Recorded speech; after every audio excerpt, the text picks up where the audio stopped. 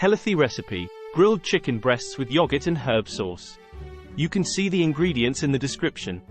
In a small bowl, mix together the Greek yogurt, lemon juice, chopped fresh herbs, and minced garlic. Season with salt and pepper to taste. Taste and adjust seasoning as needed. Refrigerate the sauce until ready to serve. Preheat the grill to medium-high heat. Meanwhile, season the chicken breasts with salt and pepper, then lightly brush them with olive oil. Place the chicken breasts on the hot grill and cook for 6-8 minutes on each side, or until cooked through and reaching an internal temperature of at least 165 degrees Fahrenheit.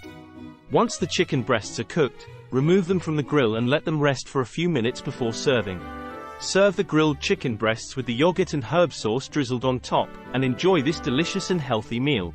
These grilled chicken breasts with yogurt and herb sauce are perfect for a light and flavorful meal.